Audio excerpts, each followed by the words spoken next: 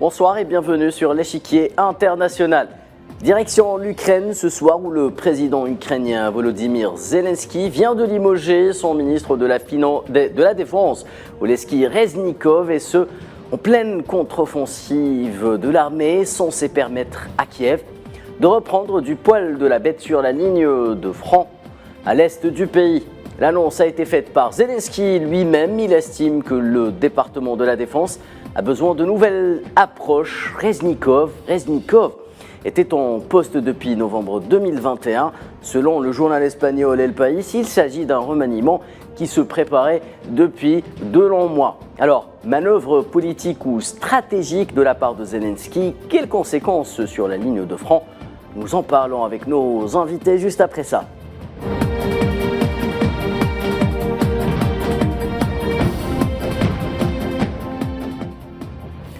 Alors pour discuter de conflits ukrainiens ce soir, j'ai le grand plaisir d'accueillir Manuel Pouchelet, expert en questions internationales et militaires. Il est en direct avec nous depuis Paris. Monsieur Pouchelet, bonsoir. Bonsoir monsieur, bonsoir et merci de votre invitation. Ravi de vous retrouver une nouvelle fois. Alors pour m'accompagner également sur le plateau d'Al24 News ce soir, Sofiane Baloudi, journaliste Al24 News. Bonsoir à vous également. Bonsoir Khaled. Très bien, avant de plonger justement dans le débat, que s'est-il passé aujourd'hui après cette annonce faite par Volodymyr Zelensky? Jetons un coup d'œil sur le sujet que vous avez préparé, Sofiane Baloudi, avant de revenir au débat. C'est dans un climat chargé de suspicion que Rostom Umerov est nommé à la tête du ministère de la Défense ukrainien. Oleksiy Reznikov a été démis de ses fonctions par le président Zelensky en pleine contre-offensive. Il devrait présenter sa démission à la Rada, alors que plusieurs affaires de corruption secouent les forces armées ukrainiennes et embarrassent fortement les alliés occidentaux de Kiev. Pour sa part, le ministère de la Défense russe a affirmé avoir détruit 4 bateaux des forces armées ukrainiennes se dirigeant vers le cap d'Atarkhankut. La flotte de la mer Noire russe aurait pris pour cible les embarcations qui projetaient une opération de débarquement en Crimée. Des attaques massives russes ont également ciblé le sud de l'Ukraine, précisément dans la région d'Odessa, détruisant des infrastructures dans le port d'Ismaïl, sur le Danube, à la frontière avec la Roumanie. Kiev avait affirmé que l'attaque aurait touché le côté roumain, affirmation vite démentie catégoriquement par Bucarest. Le ministère de la Défense roumain a exprimé dans un communiqué qu'à aucun moment, les drones n'ont généré de menaces militaires directes pour le territoire national ou les eaux territoriales de la Roumanie. Le ministre de la Défense et toutes les institutions responsables dans ce domaine ont suivi en temps réel la situation générée par les attaques de drones russes menées la nuit dernière contre les infrastructures du port maritime de Reni. Les attaques de drones menées par la Fédération de Russie n'ont posé aucun problème direct. Notre ministère de la Défense nationale a continué à mettre en œuvre les mesures de vigilance renforcée dans l'espace terrestre, maritime et aérien, ainsi que les mesures destinées à consolider la posture de défense et de dissuasion sur le flanc oriental, conformément au plan national et allié. Sur le champ de bataille, la contre-offensive ukrainienne se concentre sur le front sud, à Kherson et Zaporizhzhia, avec pour objectif Melitopol, et des tentatives récurrentes en direction de la Crimée. Les forces armées ukrainiennes affirment avoir réussi à percer la première ligne défensive russe dans la zone de Rabotino, censée permettre d'ouvrir la voie vers Tokmak. Toutefois, cette offensive se déroule au prix de très grosses pertes en hommes et en matériel et fait face à plusieurs lignes défensives russes et à des fortifications très solides, en plus de l'avantage stratégique déterminant du contrôle des airs. Dans l'attente des livraisons de F-16 promises à Kiev et après l'annonce de la formation de pilotes ukrainiens en France, beaucoup d'observateurs indiquent l'insuffisance des avancées ukrainiennes et d'autres commentateurs, notamment en Occident, critiquent la stratégie suivie par l'état-major ukrainien. Pour leur part, les troupes russes travaillent intensivement le chaudron stratégique du Donbass et avancent sur le front Est, en direction de Kharkiv, plus précisément dans le secteur Kupiansk-Liman, où des progrès russes nets ont été enregistrés dernièrement.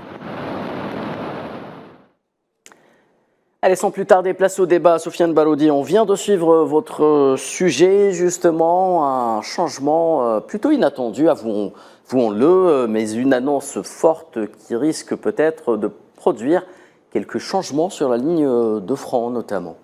Alors déjà, premièrement, on va dire qu'il y a une sorte d'accumulation d'affaires, notamment de corruption, en lien avec le département de la défense ukrainien et que On va en parler, oui. Oleksiy Reznikov lui-même a été, si vous voulez, au cœur de la tempête, alors au cœur du cyclone pendant un moment. Il a échappé à plusieurs reprises parce que je rappelle qu'il y a par exemple une affaire qui concerne l'approvisionnement du front, concernant notamment l'approvisionnement en nourriture qui comporte un certain nombre de dysfonctionnements, en équipement aussi. Dernièrement, il y a aussi une affaire qui a impliqué le limogeage massif des commissaires chargés de la mobilisation parce qu'on a découvert aussi un réseau de corruption autour du fait qu'en payant un certain montant, on parvenait à échapper à la mobilisation forcée parce que je rappelle que l'Ukraine a mobilisé, je crois, 8 fois déjà à sa jeunesse et qu'il y a, si vous voulez, un certain mécontentement. Et donc, il y a plusieurs affaires en lien avec le budget de la défense ukrainien qui a aussi créé certaines frictions, notamment chez les alliés de Kiev. Premièrement, parce qu'il y a beaucoup de dépenses qui sont consenties et beaucoup d'aides qui se comptent en dizaines de milliards de dollars. Et donc, il y a une pression des opinions publiques en Europe et aux États-Unis autour de cette question-là. Et il s'agissait aussi, à mon avis, de remanier pour des raisons stratégiques parce que le nouveau ministre de la Défense, justement, est originaire de la Crimée. Exactement. Et que la Crimée et le front sud, le front méridional, Kherson, Zaporizhzhia, constituent apparemment la priorité des objectifs ukrainiens sur le terrain. Et donc, il s'agit d'une conjonction de facteurs qui ont amené au limogeage de Reznikov. On dit qu'il est pressenti pour être ambassadeur à Londres. C'est ce qui est raconté par les sources médiatiques. Voie de garage peut-être pour Reznikov. Manuel Pouchelet, justement un changement, je le disais, plutôt inattendu pour les observateurs, même si la presse espagnole parlait d'un changement qui était prévu depuis de longs mois. Alors, est-ce que vous pensez que Reznikov quittant le gouvernement, est-ce que cela, premièrement, pourrait affaiblir la position de Zelensky dans ce conflit? Deuxièmement, quelles conséquences est-ce que ça aura sur la situation au niveau de la ligne de front et au niveau de cette contre-offensive? Je pense qu'il y a une combinaison de plusieurs facteurs qu'il faut développer ce soir. Le limogeage du ministre de la Défense ukrainien répond, à mon avis, à une demande américaine qui se lasse, on en a parlé lors des émissions précédentes, de la lenteur de l'offensive, de la contre-offensive, ukrainienne, qui n'a pas les résultats espérés.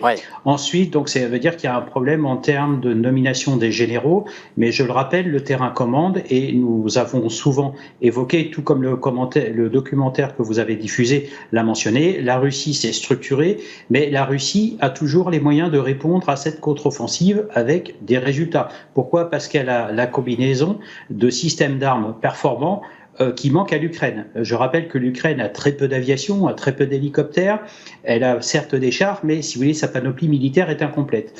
Ensuite, c'est une espèce d'opération main propre que fait le président Zelensky au sein de son état-major, au sein de sa garde prétorienne. Pourquoi? Parce que je pense que ça répond dans un premier temps à des exigences de ses alliés. On l'a évoqué peut-être à demi-mot, mais je pense que c'est sûr et certain, ça répond à une exigence des alliés. D'ailleurs, je vous ferai remarquer qu'il y a un message diplomatique fort. Le président ukrainien, M. Zelensky, ne reçoit plus de hautes personnalités européennes à Kiev. C'est lui qui se déplace. Il s'est déplacé récemment aux Pays-Bas et au Danemark pour quémander des F-16 avec, on va dire, l'adoubement de Washington. Mais bon, acheter des F-16, ça veut dire également acheter des munitions, ça veut dire acheter les pièces qui l'équipent pour les remplacer, mais également la formation des pilotes. Or, en tant que spécialiste, on va dire, de questions militaires, et pour l'avoir été moi-même, on ne forme pas des pilotes dans un délai très court. Rappelons que la formation des pilotes sera en partie assurée par la France, entre parenthèses. Cela a été annoncé aujourd'hui. La France reste très discrète sur cette initiative de formation des pilotes parce que former des pilotes sur un matériel étranger étant français qui ne sont pas les matériels, à un moment on avait parlé que la France allait fournir éventuellement des avions qui ont été réformés ou retirés du service récemment à l'Ukraine. Maintenant, attention, méfions-nous des effets d'annonce. Il faut observer sur le terrain, distiller l'information parce qu'en ce moment, si vous voulez, concernant l'Ukraine, et cela fait partie de la guerre, c'est aussi une guerre de communication. situation où on souhaite communiquer aussi aux Russes que l'on fait du changement, mais je vous ferai remarquer une chose, M. Zelensky fait aussi des changements suite au changement qu'a fait M. Poutine au sein de son état-major. Il a aussi, côté russe, il y a aussi eu des limogeages de généraux et de responsables suite à ce qui s'est passé en juin avec M. Prigojine. Maintenant, revenons, si vous voulez, en termes des initiatives de M. Zelensky. On a un peu l'impression qu'on se tourne dans une période que l'histoire de France a connue, vous savez, avec la période de la terreur pendant la Révolution française, où on va dire, Anatole France en 1912 avait fait paraître un ouvrage qui s'appelait « Les dieux ont soif », et je commence à croire que les dieux ukrainiens, c'est-à-dire les faucons, comme on dit aux États-Unis, qui encadrent le président Zelensky, commencent à avoir soif. Mais en même temps, il se sépare aussi peut-être des éléments comme monsieur le ministre de la Défense qui n'ont pas répondu à ces attentes. Mais moi, j'allais dire, est-ce les attentes ukrainiennes ou plutôt les attentes américaines? J'ai appris ce soir par message que les Américains allaient suspendre leur aide à compter de 2025. Mais je pense qu'ils vont peut-être s'absenter, on va dire, de la situation en Ukraine plus tôt. Pourquoi? Parce que vous avez quand même le calendrier électoral américain qui, lui, est incompressible. Et vous savez pertinemment que l'histoire de la Russie le démontre, mais là, on a encore une démonstration que la Russie riposte, que la Russie maîtrise toujours le terrain et que la Russie a toujours été victorieuse lors des offensives d'hiver. Donc, méfions-nous, peut-être un nouveau regard, une nouvelle appréciation de la situation concernant le choix de M. Zelensky. Mais je vous ferai remarquer qu'aujourd'hui, il faut s'attendre à des conflits longs. M. Poutine l'a rappelé, on parle de temps long. Quand vous regardez, par exemple, un conflit récent au Moyen-Orient, qui est le conflit syrien, qui date depuis 2011, M. Bachar al-Assad a régulièrement renouvelé, si vous voulez, son état-major pour justement avoir une nouvelle appréciation de la situation.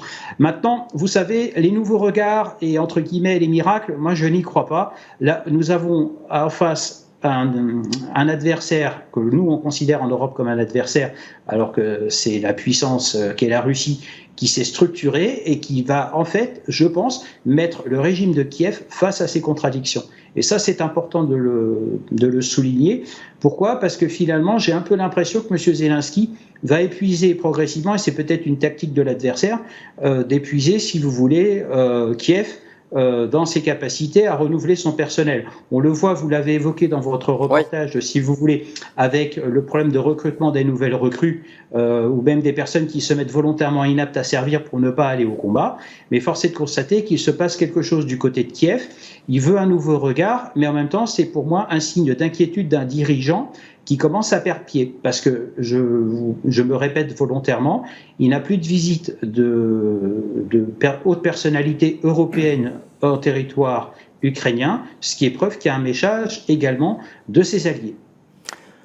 Très bien, Manuel Pouchelet. Soufiane Balodi, donc une affaire de corruption tout simplement et de préservation des deniers publics de l'Ukraine invoquée dans le cadre de ce limogeage du ministre, pas officiellement, hein, donc c'est la presse occidentale notamment qui reprend ces informations. Alors, on sait que le ministre de la Défense avait par exemple dépensé 33 millions de dollars en vêtements d'hiver pour l'armée auprès d'une entreprise turque qui était en réalité des vêtements d'été. C'est le média en ligne ukrainien Kiev Indépendant qui le rapporte. Un autre problème majeur lors du mandat de Reznikov concerne l'approvisionnement alimentaire des soldats. Vous avez évoqué tantôt ces deux éléments. À quel point cela a pesé dans la balance d'après vous? Je pense que, premièrement, l'un des objectifs principaux de Kiev est d'intégrer une structure multilatérale, c'est-à-dire déjà à la base de la crise et du conflit ensuite, il y a la volonté de Kiev d'introduire l'Union européenne et ensuite l'Alliance atlantique. Et un des problèmes principaux, c'est justement une corruption endémique chez les élites ukrainiennes. Je rappelle que l'Ukraine est l'un des pays les plus corrompus d'Europe et ce problème-là a posé de réelles questions déjà dans la volonté de Kiev d'adhérer à l'Union européenne, mais aussi dans une projection, si vous voulez, à venir hypothétique, d'intégrer l'Alliance atlantique. Et donc ça, c'est un premier facteur. Le deuxième facteur, c'est que dans le cadre d'un conflit de très haute intensité, voire d'une guerre d'attrition qui dure depuis maintenant presque 1 an et demi, il y a aussi, si vous voulez, une colère qui remonte depuis la base sur les fronts par rapport à une prétendue corruption des élites qui dirigent justement, qui se transforment un peu en seigneurs de la guerre. Il y a même beaucoup de questions qui se posent par rapport au nombre, à la masse d'armement qui arrive jusqu'en Ukraine Et certaines sources indiquent le fait que beaucoup d'armes se retrouvent sur d'autres théâtres au Moyen-Orient, voire en Afrique. Beaucoup en ont parlé, y compris du côté russe et d'autres. Et donc, si vous voulez, ces deux facteurs-là ont amené le président Zelensky à trancher, à prendre une décision, parce qu'on parlait déjà de l'éviction de Reznikov depuis 6 mois. Il y a eu déjà une opération main propre, comme ça a été invoqué par M. Pouchelet. Il y a eu une éviction massive des commissaires qui s'occupent de la mobilisation, et c'est très très important justement, parce que je rappelle qu'en Ukraine, la mobilisation est une mobilisation forcée. Et donc le fait qu'il y ait des réseaux de corruption qui ont été dévoilés au sein de la mobilisation fait que, si vous voulez, tout le mécanisme guerrier ukrainien est remis en cause, alors que les critiques se font de plus en plus virulentes quant à la non-probité ou alors aux résultats qui sont contestables de la contre-offensive. Par exemple, il y a une levée de bouclier de la part de toute la presse anglo-saxonne depuis un peu plus d'1 mois, et toute la presse anglo-saxonne, le New York Times, le Wall Street Journal, le Guardian, le Washington Post, tout le monde, en citant justement des sources qui seraient des sources militaires, des hauts gradés américains ou britanniques, critique justement la contre-offensive ukrainienne et parle, si vous voulez, d'échec. L'échec commence à être vraiment assumé. Et donc, il s'agissait de renouveler déjà le ministère de la Défense, même si le réel décideur concrètement de la stratégie sur le terrain reste le chef d'état-major Valéry Zaloujny. Oui.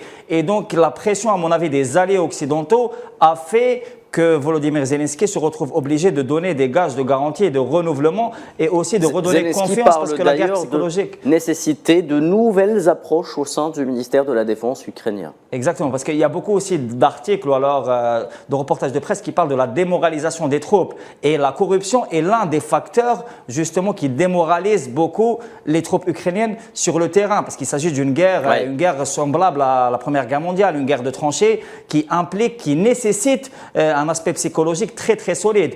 Et donc il s'agissait absolument de donner des garanties à la fois par rapport aux alliés occidentaux, parce qu'il s'agit de recevoir des F-16 à tout prix, vu que si vous voulez, la carence... Reznikov avait promis qu'il serait livré très bientôt, justement, avant de partir. C'est ce qu'avaient promis notamment les Pays-Bas sous autorisations américaines, mais le problème de la formation des pilotes reste vraiment posé. Très bien. Parce que le fait de ne pas avoir de couverture aérienne pose, si vous voulez, une faiblesse très très importante pour toute tentative de reconquête de terrain concrètement. Très bien, difficile donc, Sofiane Baroudi, d'établir une traçabilité à la fois au niveau financier et niveau armement dans ces conditions. Des conditions de guerre, Manuel Pouchelet. Pourtant, Volodymyr Zelensky tient à cette opération main propre qu'on dit l'une des clés de l'entrée probable, possible, évoquée, que sais-je encore, de l'Ukraine à l'Union européenne. Est-ce que vous y croyez, Manuel Pouchelet ? Écoutez, vous savez, les conditions d'accès à l'Union européenne sont très contraignantes. Elles sont contraignantes pour le chef d'État, elles sont contraignantes pour les institutions, puisque l'Union européenne ne tergiverse pas, si vous voulez, sur les conditions d'adhésion. Et vous l'avez évoqué, il y a un problème avec la corruption en Ukraine qui gangrène le pouvoir, puisqu'on a appris aussi que M. Zelensky avait fait l'acquisition d'une villa à 5 millions de dollars quand même, ce qui n'est pas rien. Oui. Et en même temps, on vient d'apprendre également, même ce soir, que ce qui a été, comment dirais-je, soulevé récemment concernant les génocides, il s'avère que c'est pas tout à fait le cas. Donc, si vous voulez, aujourd'hui, on commence à avoir une remontée d'informations du front ukrainien qui mettent en défaut le président Zelensky. Maintenant, l'Union européenne, je pense qu'il ne faut pas non plus précipiter les choses. Moi, dans mon ancien métier, on disait il ne faut jamais confondre vitesse et précipitation. Pour l'instant, je pense que Kiev essaye, avec l'énergie du désespoir, de vouloir conquérir l'Union européenne, mais figurez-vous que l'Union européenne commence au sein de cette organisation à se fissurer. Vous avez le discours de M. Orban qui est contraire aux directives de l'Union.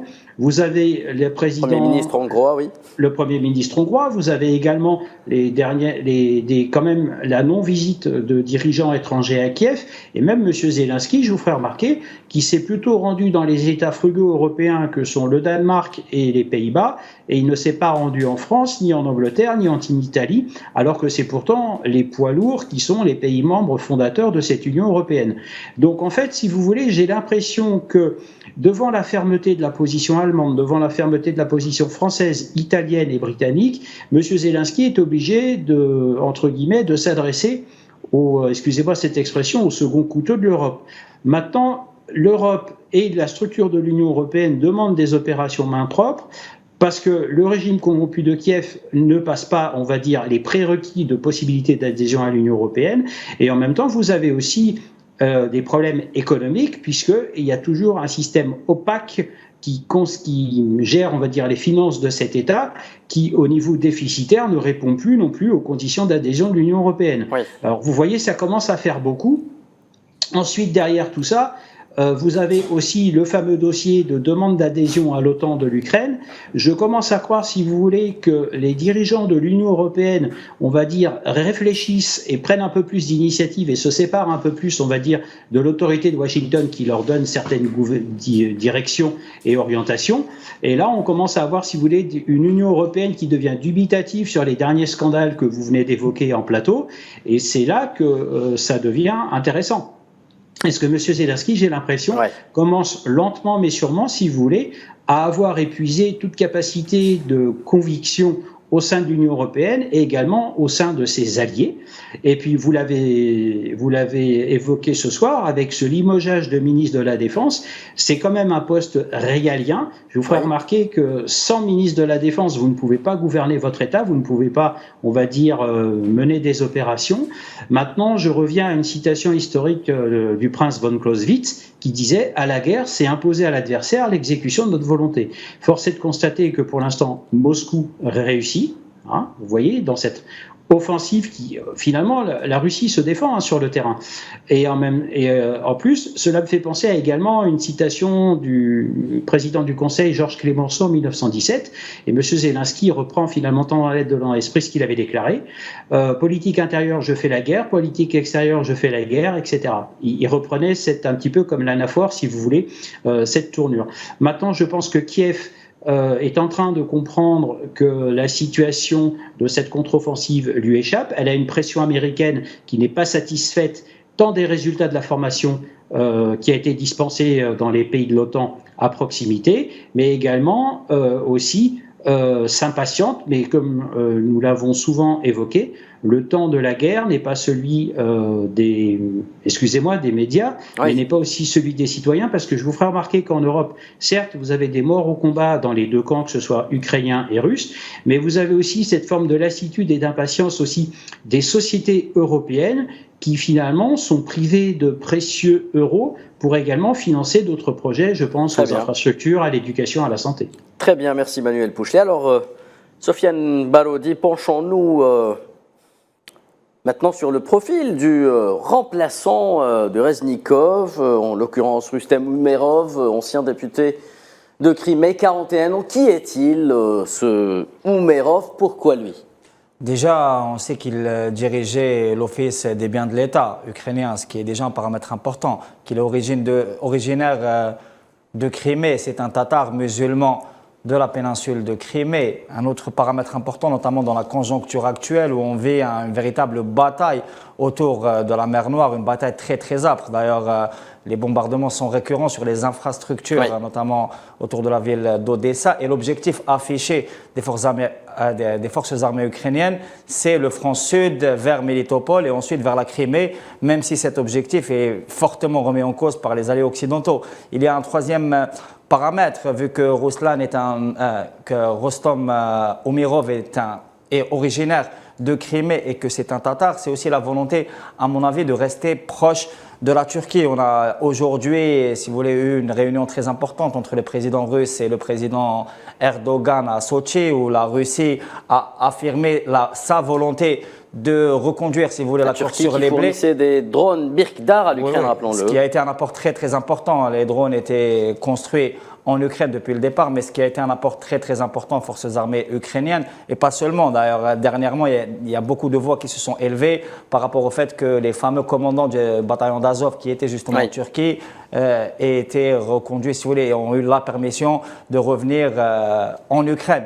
Et donc, il y a un certain nombre de facteurs qui font que le profil d'Umerov soit, si vous voulez, indiqué pour la conjoncture actuelle. Il y a aussi un autre facteur, à mon avis, qui est celui du fait que Kiev ait tout misé dès le départ sur les Occidentaux, sur l'Union européenne et les États-Unis.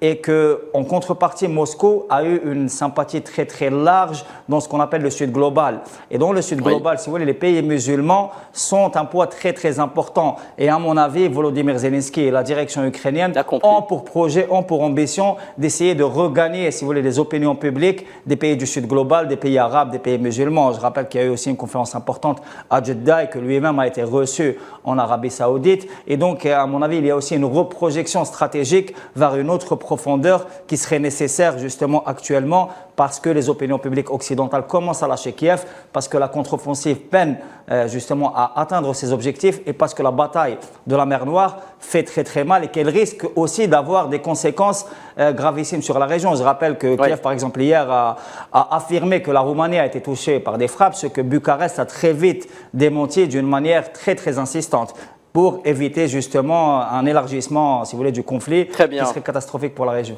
Merci Sofiane Baroudi pour tous ces points d'éclairage. Je rappelle que vous êtes journaliste à L24 News. Merci à vous également Manuel Pouchelet pour vos précisions sur la nature des choses sur le terrain, mais également sur le terrain politique en Ukraine. Mesdames et messieurs, c'est la fin de l'échiquier international. Rendez-vous dès demain. Excellente suite des programmes. Excellente soirée sur L24 News.